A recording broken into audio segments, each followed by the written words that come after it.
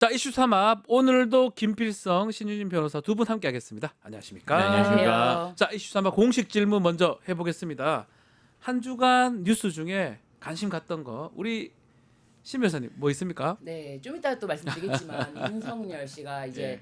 영화 관람을 네. 위해서 막 돌아다니고 있지 않습니까? 돌아다니고 이 있습니다. 돌아다니게 된 원인은 정말 초유의 구속 취소 결정을 내려준 지기현 판사 때문인데 네. 이 지기현 판사가 법복을 입고 재판정에 앉아서 자신은 삼겹살에 소맥을 먹는 사람이다.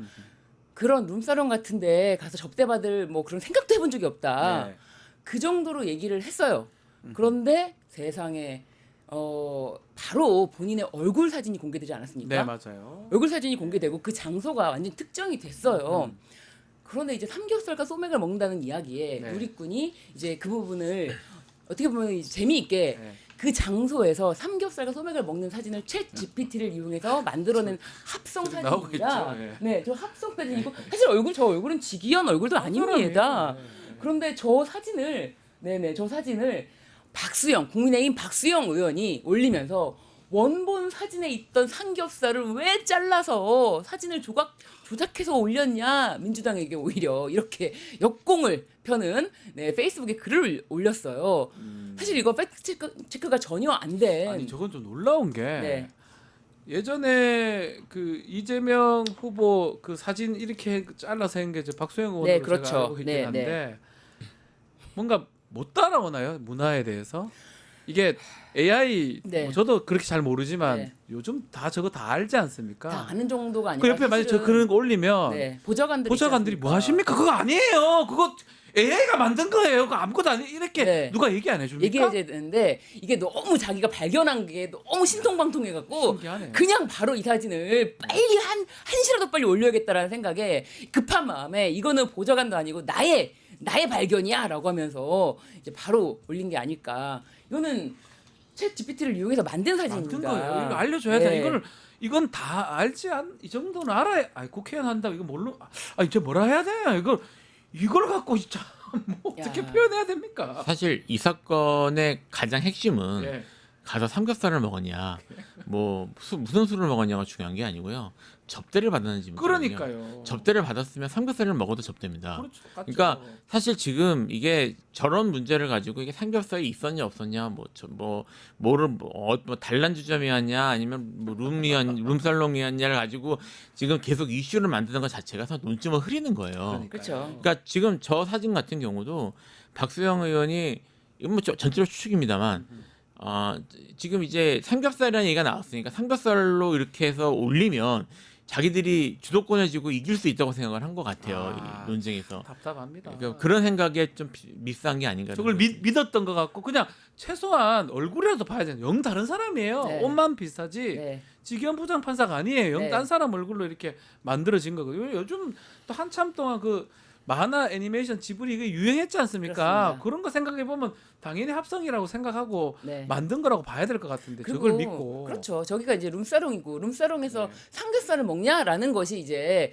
지기현에게 되묻는 그런 건데 그건데. 오히려 그거를 이제 국민의힘 박수영 의원이 되물어줬다. 삼겹살 있네 이렇게.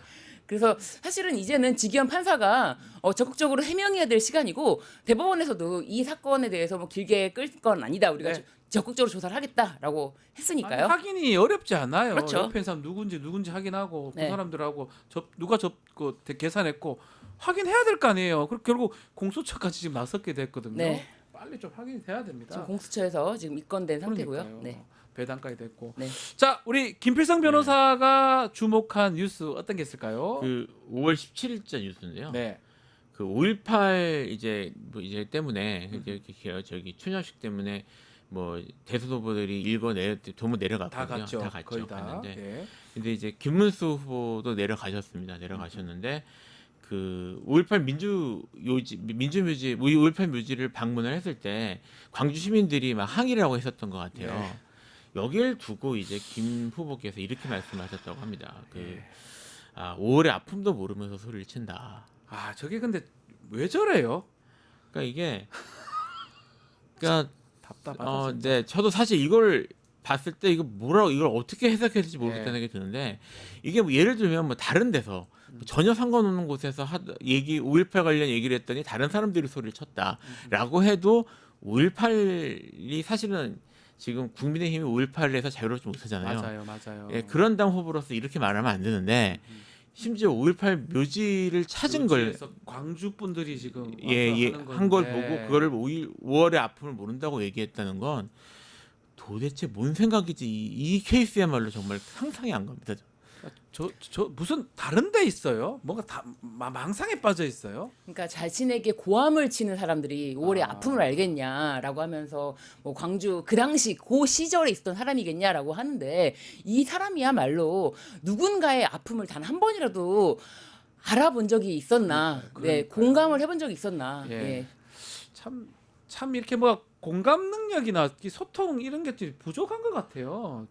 저기서 저런 말을 왜 합니까? 왜 합니까? 공감 이런 걸 뭐 이전에요. 예. 지금 본인이 무슨 일로 뭘 하고 있는지. 어디에 가 있는지 모르는 것 같아요.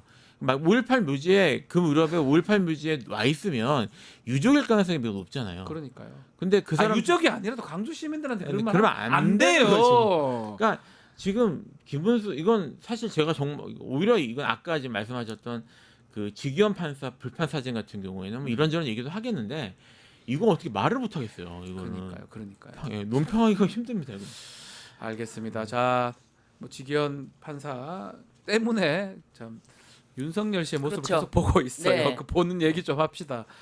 자, 윤석열 자꾸 활보대 뭐 판교에도 나타나고 네, 동작대교도 보리밥집, 나타나고 네, 하더만 동작대교 강아지 산책. 급기야는 정말 영화를 보러 왔어요. 영화를. 자, 일단은 대선 기간이다 보니까 뭐 또 윤석열이한테 기자들이 질문했는데 요거는 좀 들어보고 이야기 좀 이어가겠습니다.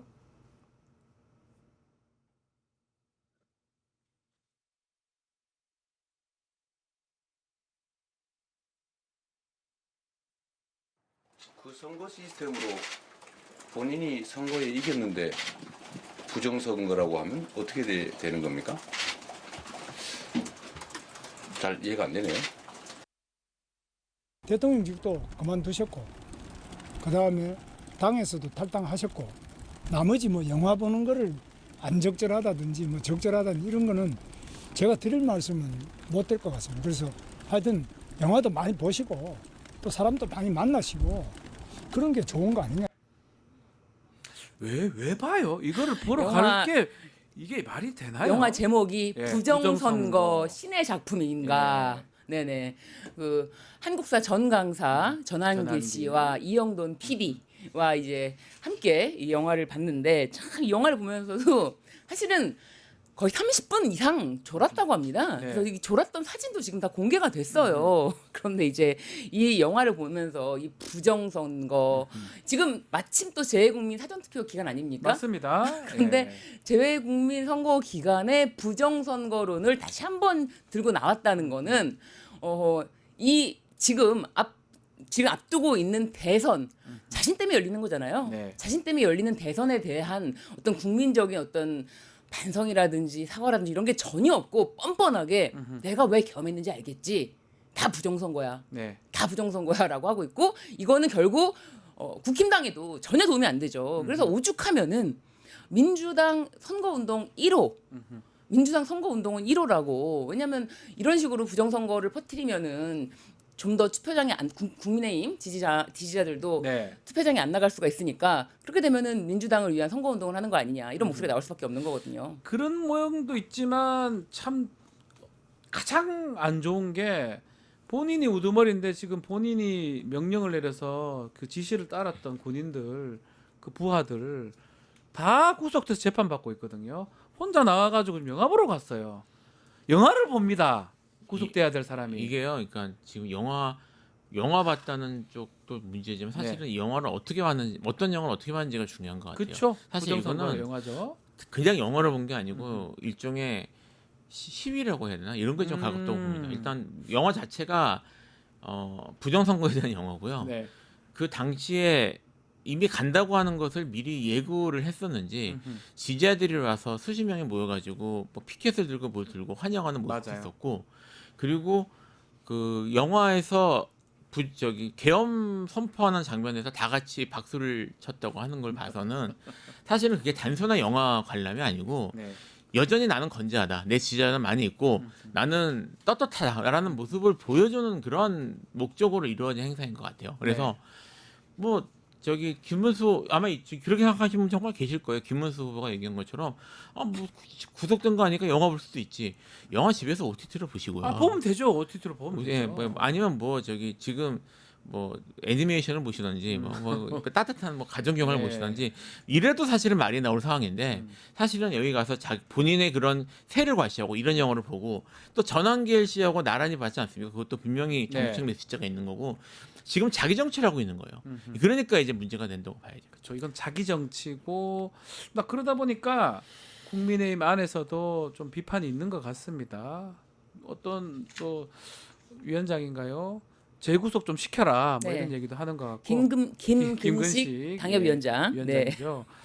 아마 절규하는 것 같아요. 네. 국민의힘에서 정상적인 사람들은 절규를 하는 것 같습니다. 그렇죠. 이게 어떻게 제정신입니까? 지금 대선을 앞두고 있는 판에 그러니까요. 뭐 자신이 백의종군 한다면서 탈당한 거 아닙니까? 근데 백의종군은커녕 이 대선을 앞둔 판에서 이 선거 또한 조작일 것이다. 조작이다라고 이미 이런 메시지가 돌고 있어요. 네. 그러면서 사전투표는 100% 조작이다라면서 사실 이미 수개표를 하고 있는데도 불구하고 계속 전환기 씨는 수개표 주장을 하고 그리고 또 무엇보다 저도 들어가 있는 단톡방에 누군가 사전투표하는 방법 사전투표 NO 본투표 YES 하면서 투표 용지를 막 접어야 된대요. 투표 도장 찍기 전에 막 접은 다음에 펴가지고 뭐 어떻게 하라 이런 아주 구체적인 지령까지 내리더라고요. 네. 그 정도로 지금 선거판에 악영향을 끼치고 있는 윤석열의 정치적 행보 그리고 이제 기자들이 물어보는 질문에 직접적 대답을 한 건 아닌데 전환길 씨를 통해서 네. 대답을 하는 걸 보면은 부정선거 이게 실체가 있구나 허구가 아니구나 그걸 느꼈다는 거예요.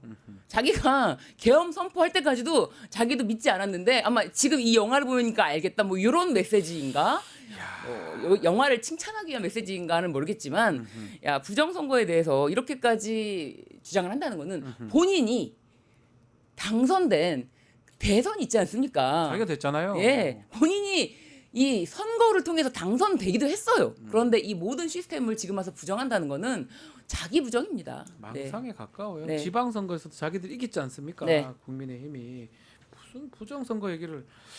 자, 이게 지금 윤석열이 돌아다니고 있고 이거를 김문수 후보한테 뭐가 도움이 될지도 궁금한데 친윤계는 무슨 생각을 하고 있는 거예요? 친윤계는 여전히 모르겠습니다. 김문수 후보의 태도, 김문수 후보가 뭐 지금 이제 친윤계가 아닌 것처럼 얘기되고 있는데 사실은 대표적인 친윤계로 봐야 되지 되는 않습니까? 사람이죠. 뭐 예. 지금 윤석열 정권에서 사실은 매우 잘 나갔고 예. 그리고 마지막까지 장관에서 했던 분이고 그리고 윤석열을 지키기 위한 그런 태도를 계속 보였던 분이라서 저분이 지금 보이는 윤석열 영화 볼 수도 있고 산책도 할 수 있고 뭐 그렇게 얘기하시잖아요. 예, 그 태도가 기본적으로 윤석열 이제 친윤 쪽의 태도일 것 같고요. 네.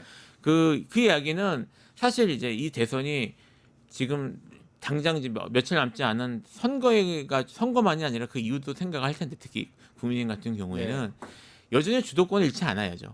자기들의 결정력에는 주도권을 잃지 않아야지 이후에 당권, 그다음에 이제 내년에도 선거가 있지 않습니까? 네. 선거에 대한 주도권 같은 걸 쥐고 가기 위해서 그리고 윤석열 대통령이 저런 식으로 움직이는 건 어쨌든 되었든 간에 자기의 지지자들을 결집시키는 효과는 있을 것이고 그리고 국민의힘이 상당 부분 지지자들이 극으로 이동한 상황에서 저런 것들이 친윤 입장에서는 나쁘지 않다고 생각할 수도 있을 것 같아요. 네. 다만 이제 내란을 털고 가야 된다고 생각하는 쪽에서는 엄청난 부담이죠. 그렇죠. 그래서 결국은 이 선거 자체가 윤석열 이름 또 김건희 이름 계속 부각되는 것 같아요. 선거 이제 얼마 안 남았잖아요. 이게 뭐 김용태 비대위원장도 이게 뭐 의도한 건지 몰라도 계속 얘기를 해요. 배우자 토론 하라고 하질 않나. 네. 어제는 또 사과를 또 해버려가지고 네. 결국은 선거에 윤석열 김건희만 등장하는 것 같습니다. 그렇죠. 뉴스에 계속 김건희 씨 관련된 것이 나오고 김건희 씨가 받은 샤넬백 그렇죠. 알고 보니 웃돈 300만 원 웃돈을 얹어서 다른 제품으로 교환을 했다. 근데 또 한 번 더 교환을 했다. 네.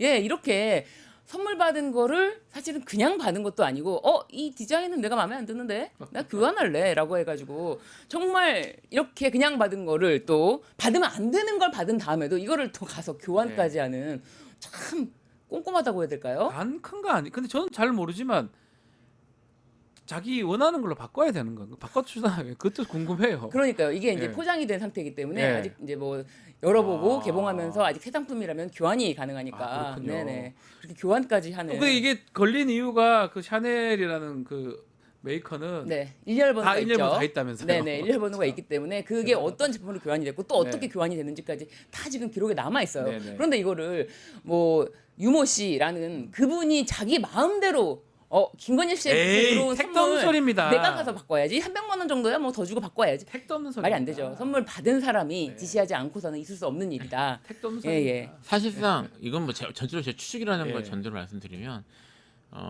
일종의 세탁을 한 게 아닌가 싶기도 해요. 아 세탁이다 이거는. 이게 그러니까 저기 뭐 이거를 선물했다라고 하는 제품하고 뭐 압수수색이나 뭘 통해서 나온 제품하고 일련 번호가 다르면 아. 세탁을 하려고 했는데 네. 일련 번호가 그 왔다 갔다가 다 남아 있었기 그렇죠. 문제가 그게 샤넬 남았던 코리아를 거죠. 압수수색할 줄은 몰랐나 네, 봐요. 예, 그러니까 네, 거기까지 네. 생각을 못 하고 가방 세탁이었군요. 그게 아닌가 생각도 들어요. 아, 그게 우리 추측이에요. 추측입니다, 전적으로. 가방- 아, 우리 나 이 샤넬 받은 적 없어. 다른 샤넬이거든. 네. 이런 생각 같은데 네. 어쨌든 간에 이 한심스러운 일들이 계속 일어나고 네. 대선 다음 주 사전 투표 할 때까지 김건희 얘기, 윤석열 얘기 계속 나올 것 같습니다. 그렇죠. 사실 배우자 토론회를 네. 먼저 주장을 한 이유가 김건희 씨에 대한 문제가 여러 가지 많았기 때문에라는 걸 연상시켰고, 그래서 이제 민주당에서 그렇다면 지난 정권의 실세가 김건희라는 걸 인정하는 거냐, 네. 이제 이렇게 나오니까 아하라고 이제 약간 김용태 근데 그 정도 비대위원장이 예상을 못 해요. 그러니까 김용태 위원장이 약간 모르겠어요. 이건 그런 정치적 계산이나 이런 것들을 네. 좀 아직 미숙한 게 아닐까. 아직 그게 경험이 많지 않아서 미숙하지 가 아닌가 싶은 생각이 드는 게 그렇죠. 이게 배우자 토론회를 끄집어낸 이유는 알 것 같아요. 저는 그게 지금 이제 어쨌든 저 김혜경 여사는 네. 뭐 이런저런 때문에 재판이 걸려 있잖아요. 근데 이제 설난영 여사죠. 네. 그분은 이제 뭐 그런 게 없으니까 이제 두 분이 토론을 하면은 뭐 그런 것들을 주제로 해서 하면 그 김혜경 여사의 무슨 뭐 일종의 사법 리스크라고 해야 되나요? 그런 것들이 부각될 수 있다라고 단편적으로 생각을 한 것 같아요. 예. 근데 배우자 얘기가 나오면 당연히 김건희를 생각을 하죠. 그렇죠. 그러니까 그거는 차마 생각을 못했던 게 아닌가 싶기도 합니다. 그러니까 좀 답답해요. 김건희 얘기가 나올 거라고 바로 연결이 될 것 같은데 굳이 그 얘기를 해서 문제를 좀 야기하는 지금 거. 사실 선물이라는 네. 게 현금의 이동에 대해서는 사실은 이거를 추적하는 게 쉽지 않지만 네. 야, 이 목걸이, 가방 사실 제일 처음에 나왔던 게 디올백 아닙니까? 그렇죠. 디올백부터 무슨 6천만 원짜리 그라프 목걸이, 이제는 샤넬백 이 정도면은 사실 이것만 받았을까라는 이야기가 나올 수밖에 없고요. 얼마나 많은 또 명품들을 좋아하는 것 같아요. 그죠? 그렇죠. 디올도 300이고 예, 그 뭐죠 그리프 그라프 죄송해요. 6천만 원. 그 네, 6천만 원짜리고 네. 요것만 해도 지금 1,000만 원 넘는 거죠. 네. 샤넬도 네. 1,000만 원 얹어서 지금 그런데 또 바꿨다는 거죠. 이것만 받았을까? 그러니까 이거 예, 상식적으로. 그러니까요. 이게 처음에 디올백 나왔을 때부터 이것만 받은 건 아니다라고 그러니까요. 생각은 했는데 뭐 이제 더 나와야 되겠죠. 그리고 현금 이동이라든지 이런 것도 더 밝혀야 될 것이고요. 네. 그 디올백 수사를 그렇게 했던 서울중앙지검 이창수 지검장 또 조상원 4차장 검사 사의를 표명했습니다. 지금 시점의 사의 어떻게 해석을 해야 됩니까? 뭐 여러 가지 해석이 가능할 것 같은데 크게 두 가지 정도 생각해 볼 수 있을 네. 것 같아요. 일단은 차마 이제 어쨌든 김건희에 대한 수사가 다시 시작된다고 그러는데 차마 김건희를 내 손으로 하지는 못하겠다는 그런 마음이. 그런 마음도 있을 수 있겠네요. 예, 그런 마음이 하나 있을 수 있고요. 어. 그리고 이제 또 하나가 이제까지 이것도 이제 결국 어떻게 보면은 법조계에 대한 법조계가 특권이었던 이유 중에 하나인데 뭔가 문제가 됐을 경우에 사표를 내고 나가면 덮어주는 그런 게 좀 있습니다. 사람 이게 사표 내면 할막 뭐 자기 책임을 진 거니까 그리고 더 이상의 책임을 묻지 않는 그런 게 있는데 뭐 그런 식의 사고 방식이 좀 작동된 게 아닌가. 그러니까 징계 같은 것도 면할 수 있고 혹시나 뭐 예. 검찰 징계 받는 거의 없잖아요. 뭐 네. 저희 검찰 위에 밑보이지 않는 이상. 그렇죠. 하는 경우도 없고 보통 그렇게 되면 수사나 이런 것도 흐지부지 되니까 이런 식으로 내가 책임지는 모습을 보였으니 나는 할 거 다 있어라고 생각을 하고 뭐 그런 식의 태도를 보인 게 아닌가 싶은데 양쪽 다 계산은 저는 잘못된 것 같다. 그렇죠. 사실 이것은 지금 심우정 검찰총장이 지금 사표를 내게끔 도와준 거예요. 징계 절차에 회부가 됐다면은 네. 사표를 내도 수리를 못합니다. 못하죠. 그러니까 어차피 자신은 징계를 받을 것이고, 그럼 사표를 내도 수리를 못할 것이고, 그렇다면 어차피 징계를 통해서 변호사 개업도 한동안 못하게 되고 여러 가지가 걸렸잖아요. 아하. 그러니까 타이밍이 지금이다. 아하. 탈출을 하는 거죠. 탈출. 탈출해서 네네. 변호사 하려고. 그렇죠. 그러니까 변호사 안 했으면 좋겠어. 우리 또 다 세 명 다 변호사인데 자꾸 계속 오는 게 싫어요.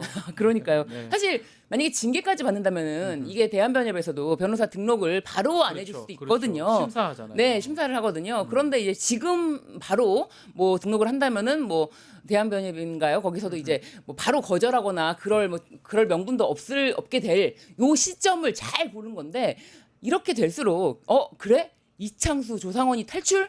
야, 김건희를 그렇게 봐주던 사람이 이렇게 탈출하는 거는 국민들이 받아들일 수가 없죠. 그러니까요. 네.